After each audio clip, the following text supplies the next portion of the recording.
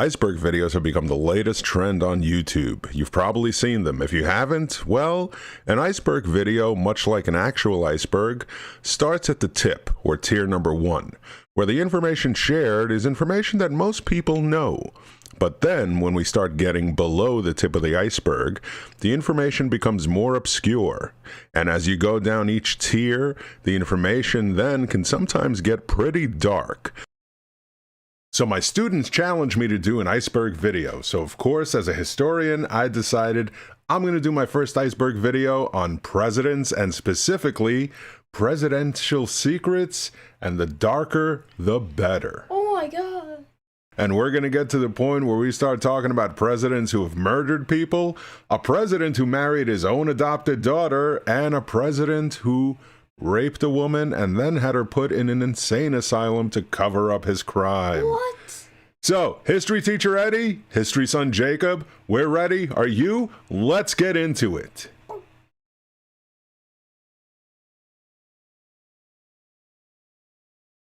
So since we're doing a presidential iceberg, of course, I have to start my first tier with the first president, the father of our country, George Washington. So we all know George Washington was the first president, but we also know the famous lore that George Washington had wooden teeth. But in reality, he never had wooden teeth. His teeth were actually made from cow and horse teeth. Sometimes he even used ivory, possibly elephant ivory, also a mixture of lead tin alloy, copper alloy, and possibly brass. But what's more shocking is he also used human teeth. That's right. The father of our country used teeth that he pulled out of the mouths of slaves he owned. Now, of course, historians and preservationists have tried to turn this and say, well, Washington paid for those teeth, so it's okay, right? But let's get real, folks. Did Washington really pay his slaves for their teeth, or was it more of a... I'm going to make him an offer he can't refuse. Next on our list is Gerald Ford, and this is not going to be the first time Gerald Ford appears on this iceberg video. He has two dubious distinctions that we're going to discuss. The first one, and the most interesting one about Gerald Ford, is the fact that he is the only president who was never elected to office. In 1973, Richard Nixon's vice president, Spiro Agnew, resigned from office as vice president. Gerald Ford was then appointed as vice president, only for a year later for Richard Nixon himself to become the only president in history to resign from office, making Gerald Ford the only man to ascend to the presidency, having never been elected to any office. A lot of people give Thomas Jefferson the sole credit for writing the Declaration of Independence when, in fact, John Adams and Benjamin Franklin both lent him a very ample hand in writing the document. Jefferson and Adams had a lifelong rivalry, writing many letters back and forth, many ideologies they never agreed upon, many arguments were had. It was a bromance for the ages. And then they had the perfect ending that nobody could script. On July 4th, 1826, the 50th anniversary of the Declaration of Independence, John Adams dies. And of course, in pure John Adams bitch fashion, his final words were, "Jefferson lives." But what John Adams did not know is Thomas Jefferson passed away earlier that day, marking both founding fathers both dying on July 4th on the 50th anniversary of the Declaration of Independence. Next up on our list is William Henry Harrison. In 1841, William Henry Harrison is elected the 9th president of the United States. At that point, he was the oldest president to be elected. And on his 32nd day as president, he was dead. So many people know William Henry Harrison simply for the fact that he served the shortest tenure in U.S. presidential history. Why did he die? because William Henry Harrison wanted to prove how macho he was. So he delivered the longest inauguration address in presidential history, over 2 hours, and he decided to do it in the freezing rain without a top coat on, and then spend another 3 hours greeting people at the White House, which then caused him to develop pneumonia and caused him to die. The last president on this tier is none other than Calvin Coolidge. Calvin Coolidge had numerous names when he was in the White House. Cool Cal, Silent Cal, but what made him so cool and so silent? Well, apparently Calvin Coolidge was a big fan of having his head rubbed with petroleum jelly while eating breakfast in bed. But good on you, Calvin Coolidge. Get that head rubbed. Now, as we delve deeper into Tier 2 of our iceberg, we start out with some founding fathers. We have Thomas Jefferson and George Washington. So we know George Washington was the first president of the United States, and Thomas Jefferson served as the first Secretary of State. But Jefferson was a bit of a prissy little bitch. After the Revolutionary War, Thomas Jefferson apparently developed a bloodlust. Thomas Jefferson was a huge supporter of the French Revolution, and he showed a lot of undue favor to France during his time as Secretary of State, even going so far as to call George Washington out for treason.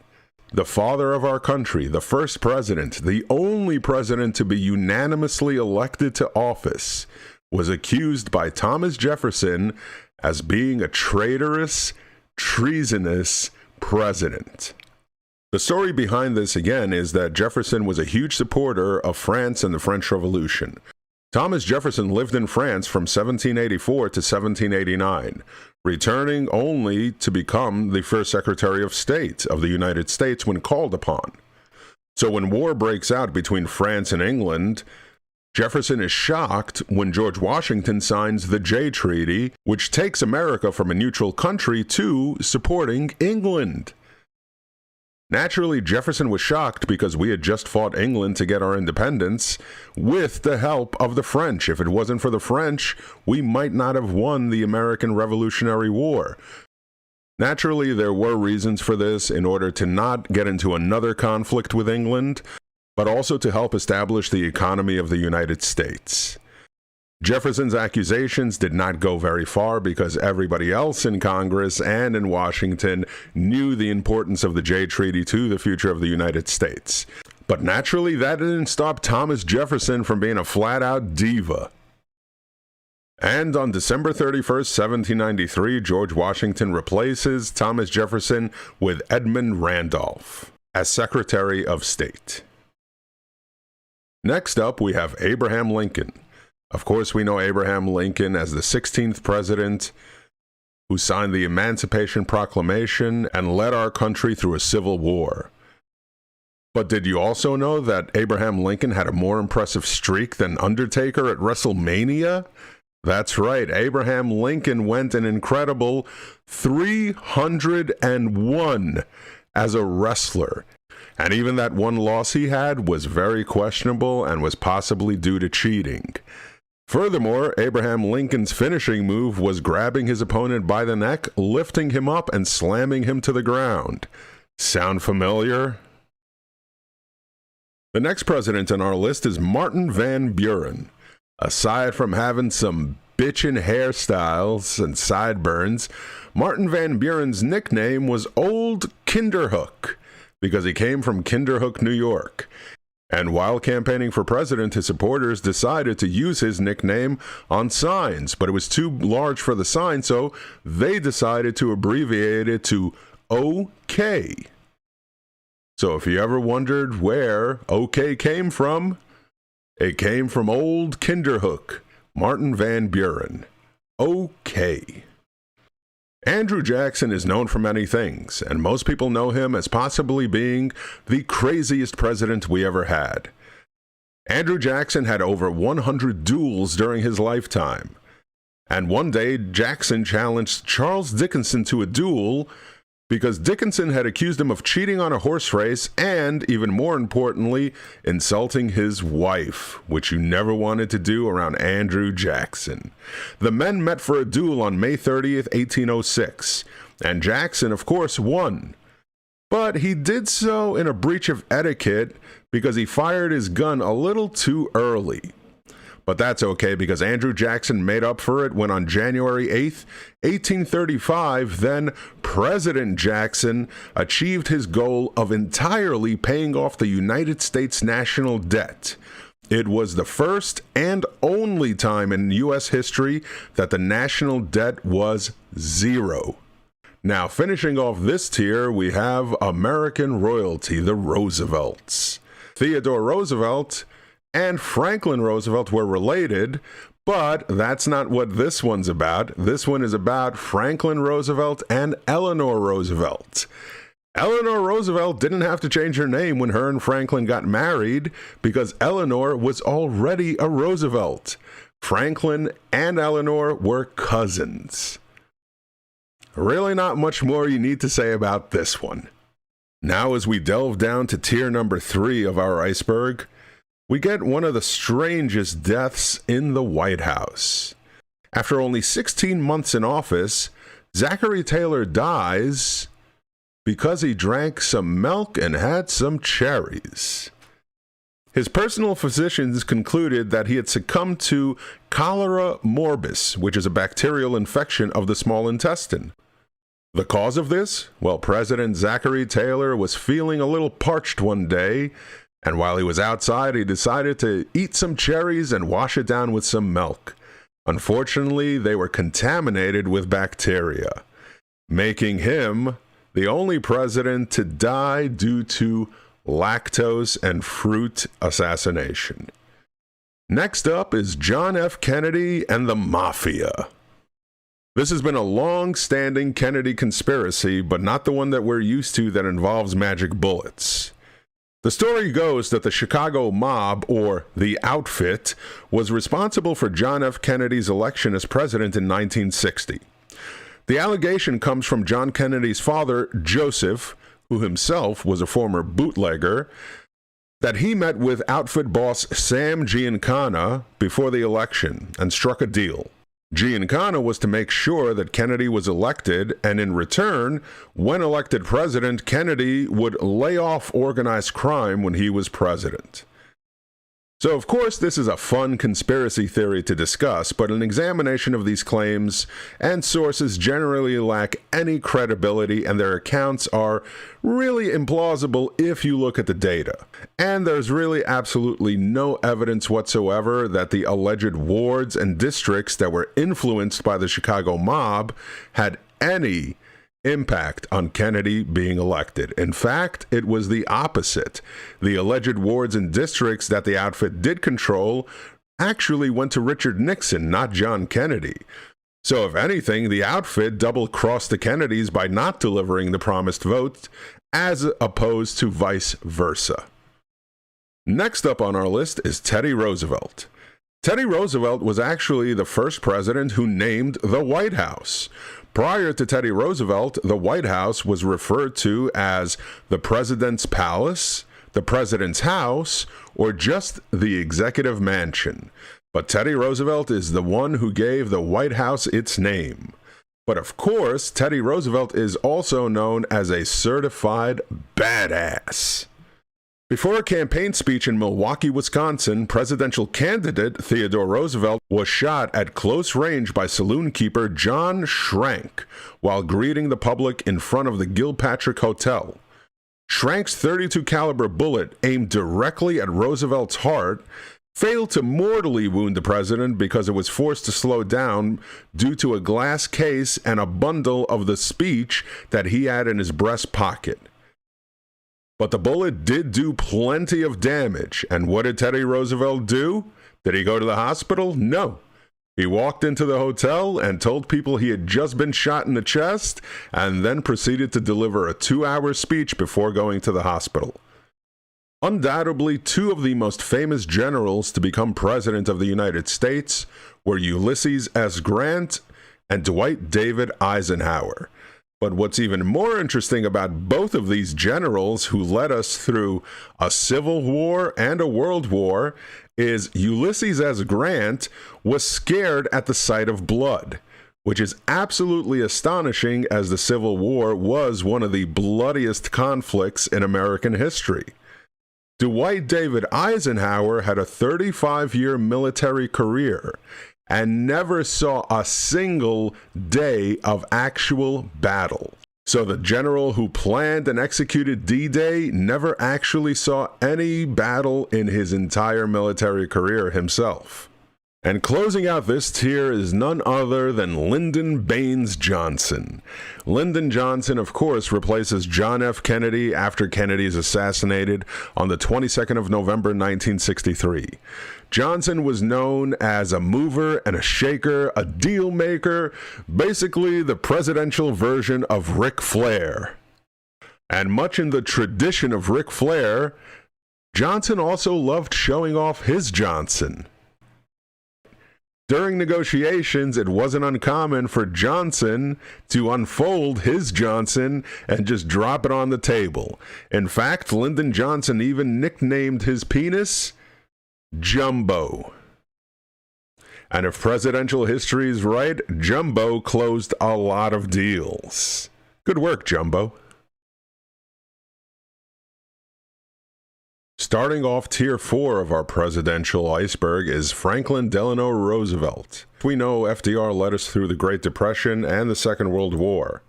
But the catalyst for America entering the war was, of course, the bombing of Pearl Harbor. And many still believe to this day that Franklin Roosevelt knew that the Japanese were going to bomb Pearl Harbor and let it happen, so there would be a reason for the U.S. to enter the war. But again, when examining the actual evidence, this conspiracy theory also falls flat on its face. Going back to the 1940s, there were investigations to see how Pearl Harbor actually happened and if the White House knew anything about it. And each time a new investigation is opened, the conclusion is the same. Neither FDR nor the White House had any idea that Pearl Harbor was going to be bombed, let alone let it happen. That's not to say that the White House might not have expected some kind of attack from Japan, but the consensus was that if Japan was going to launch an attack, it would do it against U.S. bases in the Philippines, and Roosevelt had already taken measures tightening the screws around Tokyo to hinder the Japanese conquest of China and the Philippines as well. But neither Roosevelt nor anybody in the United States government could have assumed that the Japanese would have the gall to actually attack the USA on its own soil. Which brings us to another president who was accused of knowing that an attack was going to happen on American soil and did nothing about it. And we're talking about George Bush and the attacks of September 11th. Many of us, of course, have seen and heard about the document titled Bin Laden Determined to Strike in the U.S. The famous CIA presidential briefing, which was presented to George Bush and his cabinet on August the 6th, 2001. This has always been Exhibit A in the case that the administration knew it was going to happen. Now again, much like with Roosevelt, of course it's not to say that the White House administration and the president were not warned that an attack may be imminent, but they didn't know where the attack would take place. So no matter what your opinion is of George W. Bush and his presidency, to say that he or any president would be callous enough to let an attack happen on United States soil seems unlikely. But then again, who are we to know what the truth is? Now, we've covered some presidential deaths on this list already, and of course, with Zachary Taylor's Milk and Cherries being a very weird way to end, President James A. Garfield also met a pretty dubious end. On July the 2nd, 1881, Charles Guiteau shot the 20th President of the United States, James Garfield, just a few months into his first term. But the injury itself was not life-threatening.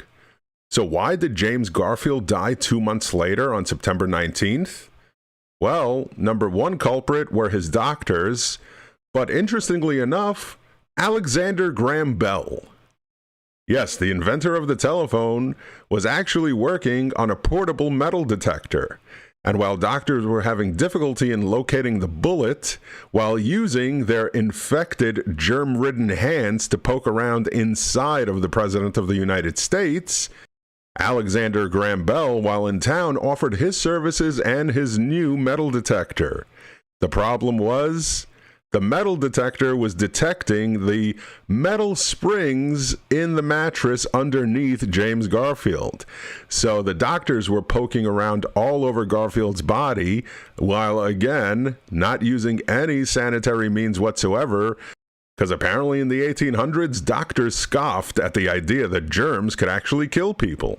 Eventually, Alexander Graham Bell had an idea. He said, you know what? It's kind of strange that the metal detector keeps on going off, but the signal's pretty faint. So he got an exact replica of the mattress that the president was laying on, and then came to the idea, oh man, maybe this metal detector is picking up these metal springs in the mattress. But by the time he showed up to the hotel to share this news, James A. Garfield was already dead. But thankfully, at least they were able to phone his wife and let him know, because Alexander Graham Bell invented the telephone. Based on the numbers, at some point it's only obvious that we have had a president who has been gay. And James Buchanan is the one that most historians agree upon. Buchanan holds the record of being the only bachelor to be president. Although, it's not really true that he was single.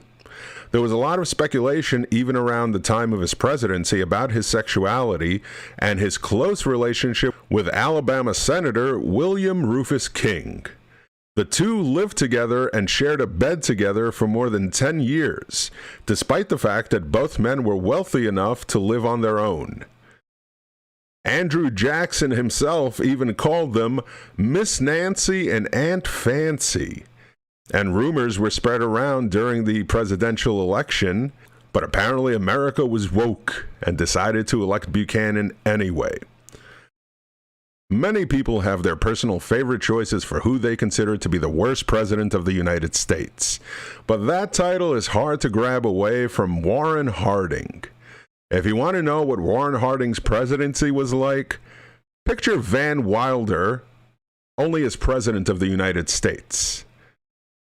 Warren Harding loved to have parties at the White House. He would have poker nights that included poker and literally poke her, as he would have orgies in closets, in all types of rooms, in bathrooms, all across the White House.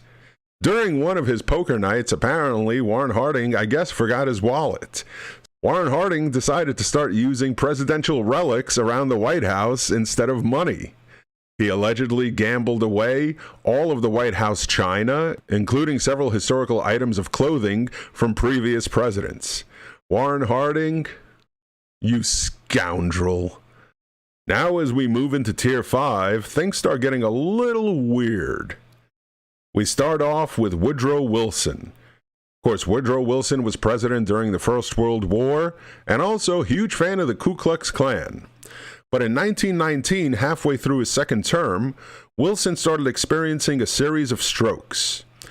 These strokes left him paralyzed and also blind, but he finished out his term and stayed in office until 1921. How did he do that? Well, his wife, Edith, is the person he decided to rely on. White House insiders knew that the president was not well, but what they didn't know, that Edith would be taking over his duties. She started simply with just taking messages, but then it got to the point where no one in the White House was allowed to see the president at all.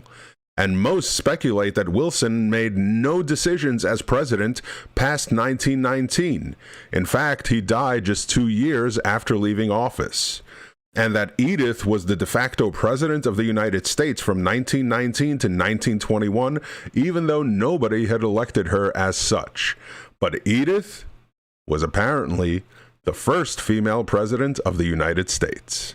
And making his second appearance on the list, again, not for the best reasons, is Gerald Ford. Aside from holding the distinction of being the only non-elected president of the United States, Ford also holds a much more dubious distinction of being the only president to have two separate assassins try to kill him while in office. Even weirder, both assassination attempts took place in California just 2 weeks apart from each other, and both failed assassins were two completely unrelated women. On September 5th, 1975, Lynette Squeaky Fromme, who was a member of the Manson family cult, attempted to assassinate President Ford in Sacramento, California. She had Ford dead to rights, but she forgot one thing. To have a bullet in the gun chamber?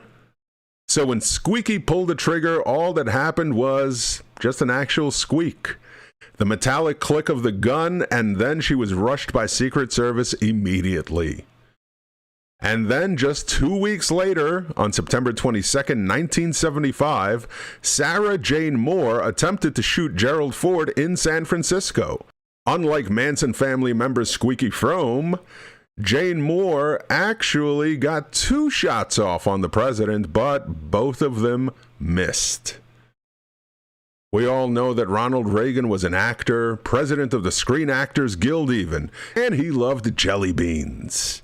But what most people don't know is Ronald Reagan actually used an astrologist to make presidential decisions?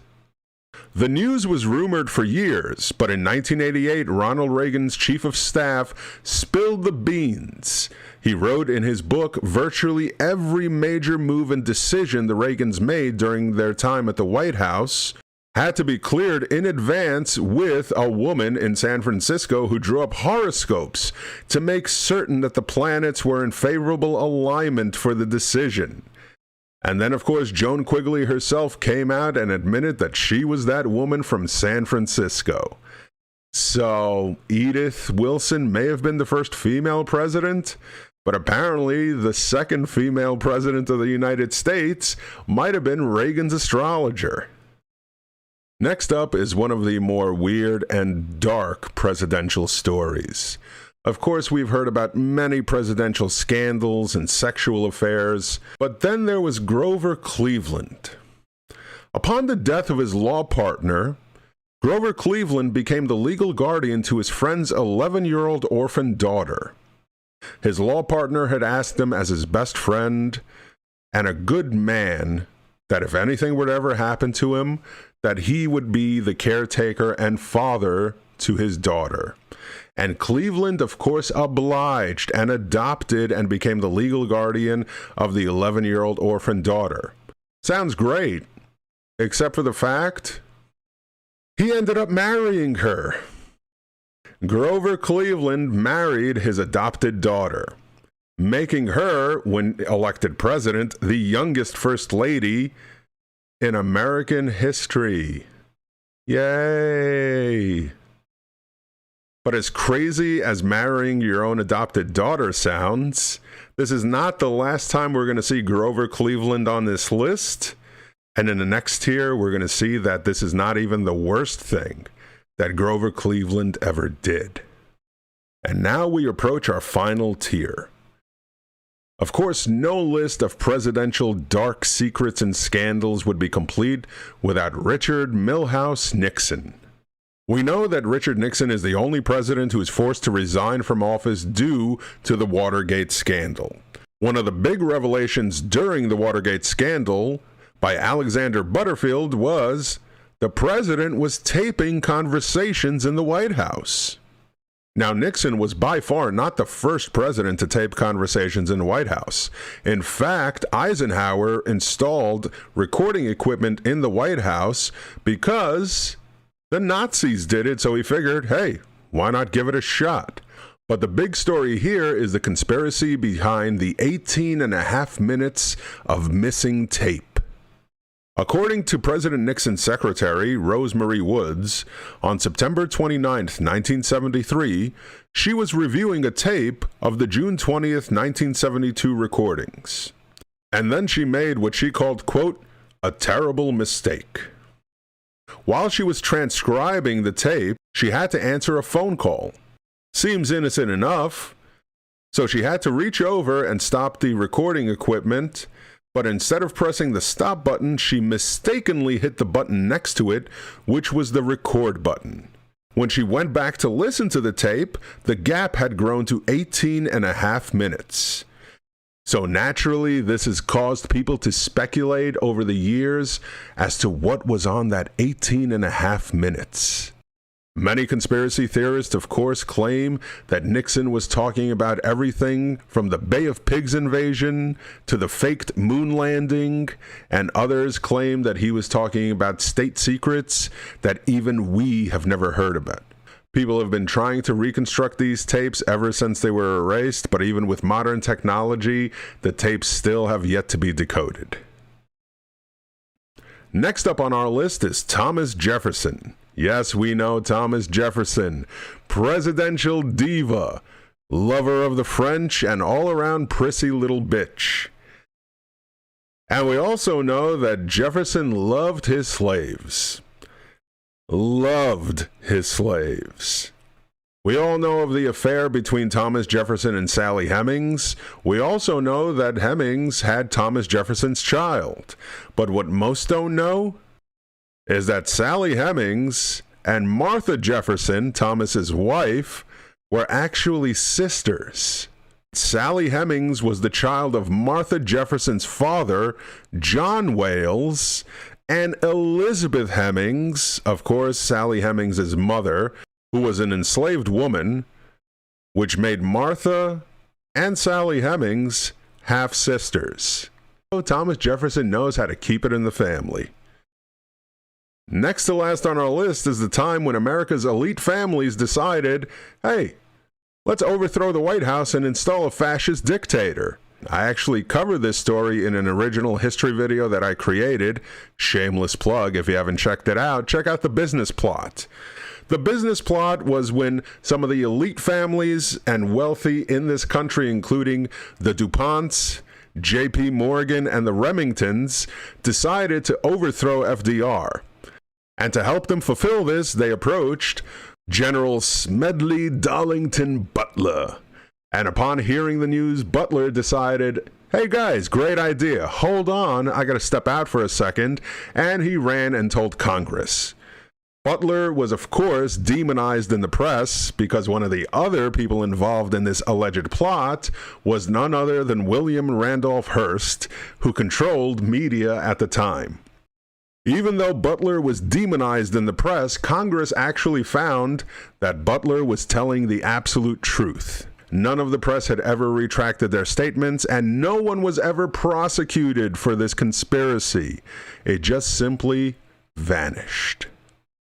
And the final president to appear on this list is none other than Grover Cleveland. This is Grover Cleveland's second appearance on our list, and probably 2 times more than you've ever heard about Grover Cleveland in your entire life. As previously mentioned, Grover Cleveland ended up marrying his adopted daughter.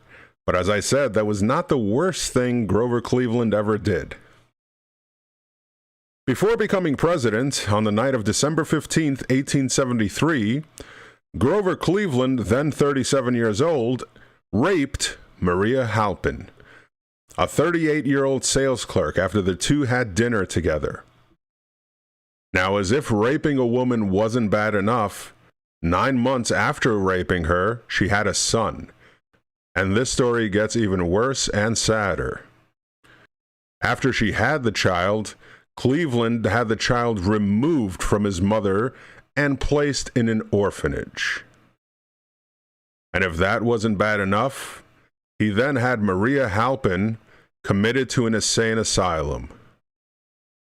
When it came time for Grover Cleveland to run for president, he and his team had to spin this story.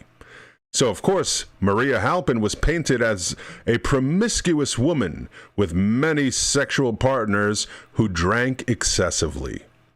His opponents tried to break this story at the time, but nobody was buying into it. So we can safely say that not only was Grover Cleveland probably the worst president of all time, but definitely the biggest walking shit sack to ever roam the halls of the White House. So I sincerely hope you enjoyed this. I put a lot of work into it, but I feel it was worth it. And if you enjoyed it, please check out one of our other videos or check out a playlist, and please don't forget to like, subscribe, and share. I've been Teacher Eddie, and I'll see you next time.